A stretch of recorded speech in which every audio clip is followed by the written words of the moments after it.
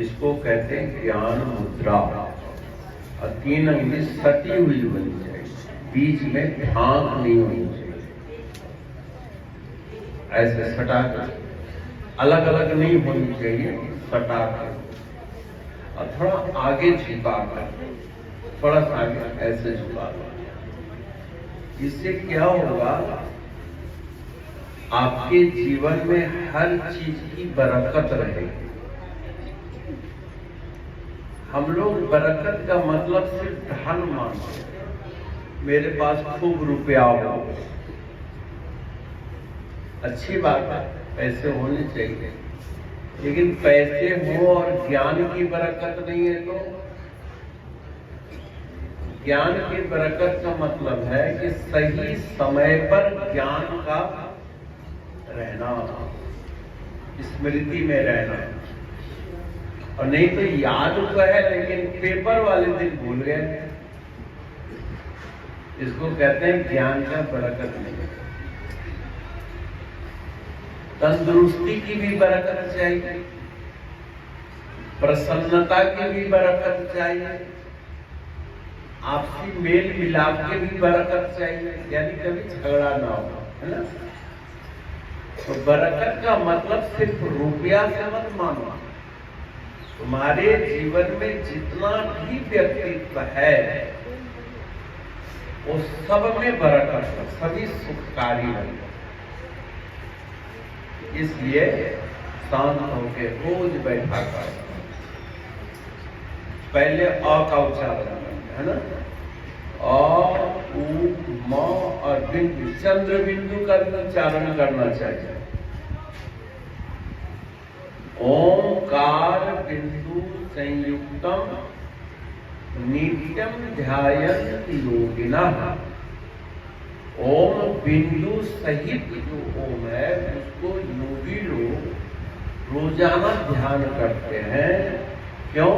कामदम मोक्षदम जीवन, काम आदि यानी अर्थ धर्म काम मोक्ष चारों फल की प्राप्ति के लिए वो ध्यान करते हैं।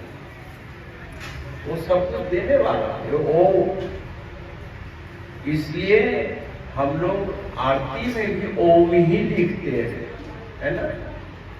बताऊंगा क्योंकि आज भागवत के बाद तुमको क्या करना, आज इस विषय पर विशेष जोर हुआ। भगवान का जो चरित्र का गायन करना ही चाहिए, लेकिन भगवान मैं तुम्हारा चरित्र बने इसके लिए भी तो हमें कुछ करना पड़ेगा। पहले हम 3 दफा ओम करते, कमर सीधी हो, सीना तनी हो, गिरवा भी सीधी हो, है ना।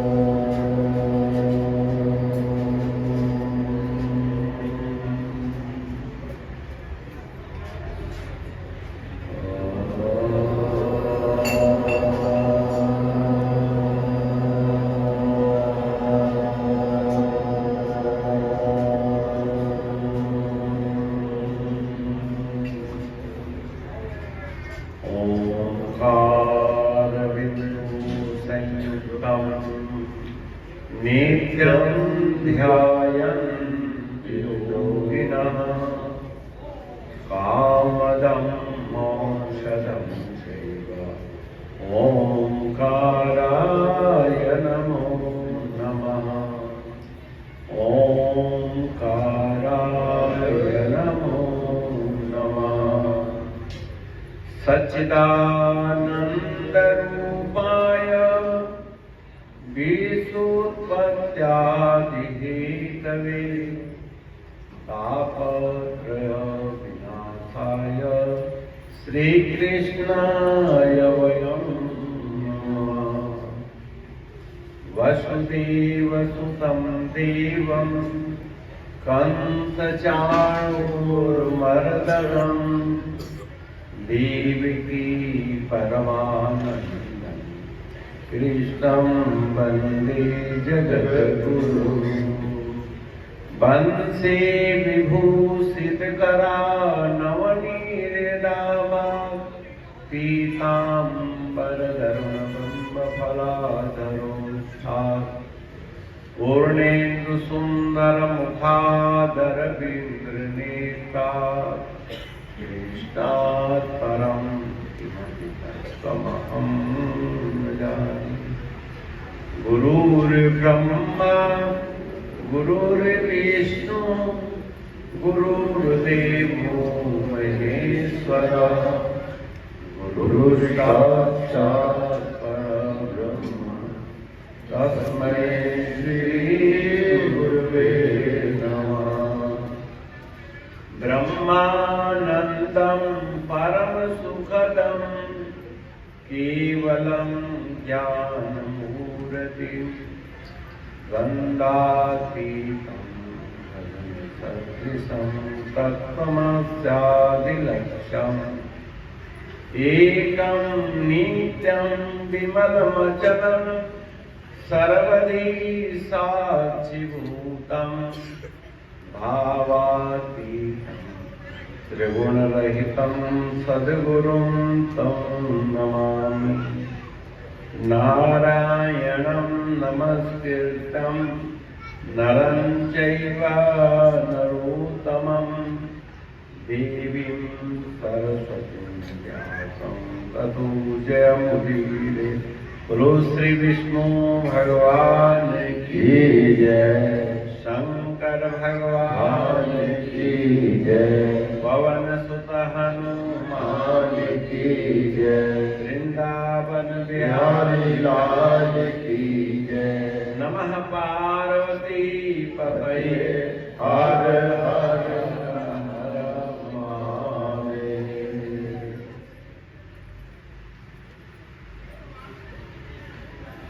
भगवान आशुतोष व श्री हनुमान जी के पवित्र छत्र छाया में बैठकर पूर्व 7 दिन आपने कथा श्रवण करी। आज आपके बीच में यह 8वां दिवस उद्यापन दिवस है इस कथा का, इस सत्र का। इसमें भी भगवान के मंगलमय स्वरूप का ध्यान करें और स्मरण करें। अधरम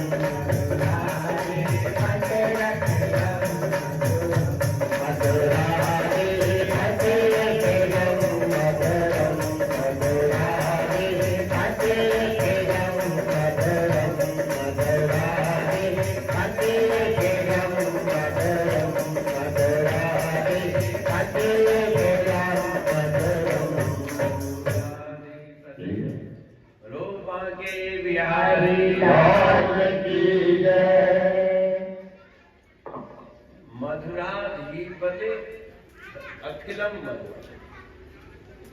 अखिल कहते हैं पूरे विश्व, है ना, संसार। मधुर कहते हैं प्रेम रस, आनंद है, अनुकूल। इस पूरे विश्व में जो आनंद है, सुख है, उसका रसाधार नारायण है, गोविंद है, श्री कृष्ण है। बचपना है तो वह भी मधुर रस से परिपूर्ण है कि नहीं? सभी लोग उनको अच्छा मानते हैं। क्यों? उनकी बुद्धि में तोतलापन है, अपनत्व है। रास्ते में कोई आ जाते थे ना, कोई कहते लल्ला, वह पीछे पीछे चल जाते। अपना पराया का भेद भी उनमें नहीं था, जो और आज भी भगवान को अपना पराया का भेद नहीं। जो पुकारते वही आ जाते। हाथी पुकारा गज, वहां भी चले गए। द्रौपदी पुकारी, वहां भी चले गए। उधर रुक्मणी पुकारी, वहां भी चले गए। जहां जहां जिसने पुकारा, वहां वहां भगवान चले गए। क्योंकि माधुर्य रस से परिपूर्ण है। बचपन से लेके अंतिम क्षण तक माधुर रस यानी चित्त की प्रसन्नता को उन्होंने अपने अंदर रखा। श्रीमद् भागवत का प्रारंभ कहाँ हुआ? सबसे पहले सौनकादिक ऋषियों ने अपने गुरुकुल में पढ़ने वाले विद्यार्थियों के लिए ज्ञान सत्र रखा। क्योंकि प्राचीन काल में सिर्फ पेट भरने के लिए शिक्षा नहीं दी जाती, सिर्फ नौकर बनाने के लिए शिक्षा नहीं दी जाती। ज्ञान के लिए शिक्षा दी जाती थी। और जिसके पास ज्ञान है तो धन तो अपने आप आता है। आपने बचपन में पढ़ा होगा, विद्या ददाति विनयम। विद्या क्या देती है? विनय, नम्रता। पढ़ाई किसके लिए है? नम्रता के लिए। विद्या एक बौद्धिक फल है। वृक्षों की डाली से सीखो फल आए झुक जाना। जिस वृक्ष में फल लग जाए ना, वो झुकता है कि नहीं? जिस बच्चों के अंदर, जिन मानव के अंदर ज्ञान का फल है, उसमें झुकावट आ जाए, नम्रता आ जाए। आजकल के हम लड़कों को सीखना चाहिए, समझना चाहिए। क्या तुमने डिग्री हासिल करी, तुममें नम्रता आई? और नम्रता का सर्टिफिकेट सरकार नहीं देगी, माँ बाप देंगे, परिवार देंगे, आस पड़ोस के लोग। अरे तो जैसे जैसे बड़ा हो रहा है और दंड होते जा रहा है। जैसे जैसे पढ़ रहा है और ये किसी को कुछ समझता ही नहीं। समझ जाओ विद्या का फल नहीं लग रहा है। जो उसके अंदर नमी थी वो सूख रही है मानवता की, और सूखी लकड़ी कभी नहीं झुकती। झुकती है, टूट जाती है लकड़ी, लेकिन झुकती नहीं है। आज के लड़के टूट जा रहे हैं, घर से भाग जा रहे हैं, पढ़ाई छोड़ दे रहे हैं, रिश्तों को तोड़ दे रहे हैं, लेकिन झुकना उनको मंजूर नहीं है। इसका मतलब वो विद्वान नहीं है। विद्या ददाति विनयम। तो महाराज लड़कों से पूछो तो लड़के कहते हैं, महाराज जितना झुको ना लोग उतना झुकाते थे। उल्ट ज्ञान हो गया। जितना किसी की बात मानो वो और दबाने की कोशिश करता है।